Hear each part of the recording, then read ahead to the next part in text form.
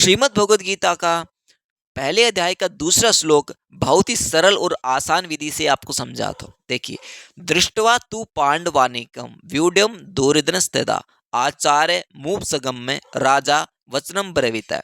देखिए, इस श्लोक का अर्थ ये है कि उस समय जो वज्रव्यूह से खड़ी हुई पांडवों की सेना को देखकर और द्रोणाचार्य के पास जाकर राजा दुर्योधन क्या वचन बोले, तो राजा दुर्योधन ये वचन बोले। सबसे पहले वज्रव्यूह होती है पूरी जो सेना, एक तरफ पांडवों की सेना हो गई, एक तरफ कौरवों की सेना हो गई।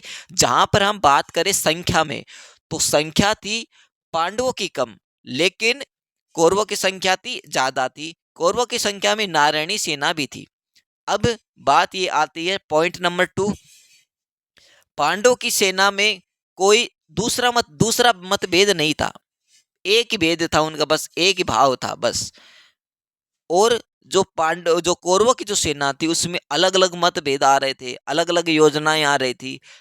पर पांडवों की जो सेना में क्यों नहीं आ रहे थे, इसके काफी कारण हैं, अनगिनत कारण हैं।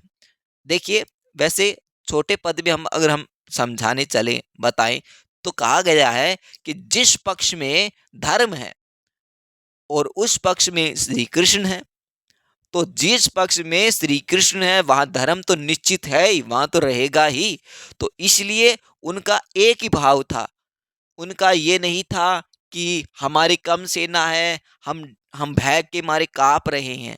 क्योंकि इतना ज्यादा विश्वास हो चुका था भगवान श्री कृष्ण पर कि जहां पर ये हैं तो हमारा कुछ नहीं हो सकता। अगर हम मर भी गए तो हम भगवत साक्षात्कार कर लेंगे, भगवत धाम चले जाएंगे। क्योंकि जो वो भूमि थी कुरुक्षेत्र, वो एक युद्ध स्थल की भूमि नहीं थी, वो तीर्थों की भूमि थी। पहले यहाँ पर जो कुरुक्षेत्र था, कुरुक्षेत्र का जहाँ पर युद्ध हुआ था कौरव और पांडवों का, तब ये युद्ध युद्ध तो बाद में जाना गया।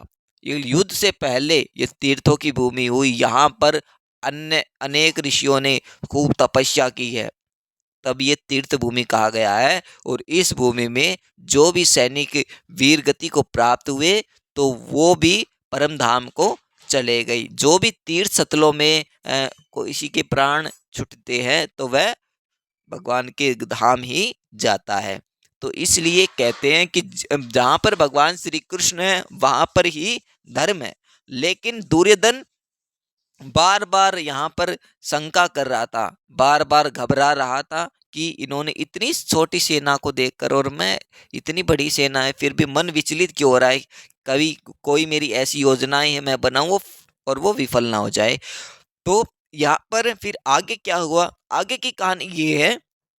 दुर्योधन गया अपने अपने गुरु, कौन गुरु, द्रोणाचार्य, गुरु द्रोणाचार्य के पास जाने का क्या कारण, विशेष कारण यही था कि द्वेष फैलाना, कि फूट डालना, थोड़ा सा भी प्रेम ना हो। क्योंकि जब द्रोणाचार्य जब गुरुकुल में शिक्षा दे रहे थे पांडव और कौरवों को, तो अर्जुन को, पांडव अर्जुन है, पांडव अर्जुन को एक बात कहा था कि मैं तुम्हें सबसे अच्छा धनुधारी बनाऊंगा और तुमसे अच्छा धनुधारी पूरे संसार में कोई भी नहीं होगा। तो ये बात दुर्योधन को चुभ गई कि अगर इसको सबसे अच्छा धनुधारी बना दिया तो ये तो हमारे, और वही बात फिर उसके दिमाग में आने लगी। और फिर सबसे पहले वो द्रोणाचार्य के पास गया और द्वेष फैलाने लगा। जाना तो चाहता था वो, जा सकता था पितामह भीष्म के पास, लेकिन अगर पितामह भीष्म ये सोचा उन्होंने, अगर पितामह भीष्म अगर नाराज भी हो गए तो वो तुम्हारे दादाजी हैं, हम तो उनके पोते हैं, मना लेंगे हम तो उनको। इसलिए पांडवों के प्रति द्वेष फैलाने के लिए वह अपने गुरु द्रोणाचार्य के पास गया। अब यहाँ पर हम बात करें, 3 प्रकार के कारण बताए गए हैं द्रोणाचार्य के पास जाने के। पहला, अपना स्वार्थ सिद्ध करने का, अपना स्वार्थ ही तो सिद्ध करना था, उसको फूट डालना था, ताकि जब युद्ध करे तो परिणाम अच्छा हो। इसलिए वो अपने गुरु द्रोणाचार्य के पास गया। दूसरा ये है कि व्यवहार के नाते, गुरु के नाते आदर देने के लिए द्रोणाचार्य के पास जाना उचित था, कि एक प्रकार की यहाँ पर हमारे गुरु हैं, गुरु के नाते हमको इनको आदर अवश्य देना चाहिए। तीसरा कारण ये है कि मुख्य व्यक्ति का सेना में यथास्थान खड़े रहना बहुत आवश्यक होता है, अन्यथा व्यवस्था बिगड़ जाती है। इसलिए दुर्योधन का द्रोणाचार्य के पास खुद जाना ही उचित ही था।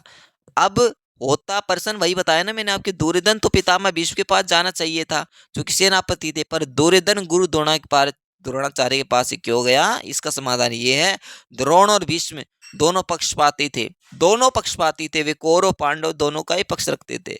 उन दोनों में भी द्रोणाचार्य का ज्यादा राज्य करना था, क्योंकि द्रोणाचार्य के साथ दुर्योधन का गुरु के नाते तो स्नेह था, पर कुटुंब के नाते स्नेह नहीं था। और अर्जुन पर द्रोणाचार्य की विशेष कृपा थी। वो मैंने बताया कि यहाँ पर जो अर्जुन थे तो उनका विशेष प्रेम था द्रोणाचार्य का, क्योंकि उन्होंने शिक्षा दी थी कि पूरे संसार में आप ही एक ऐसे धनुर्धारी बनोगे जो बिल्कुल विकट हो जाओगे।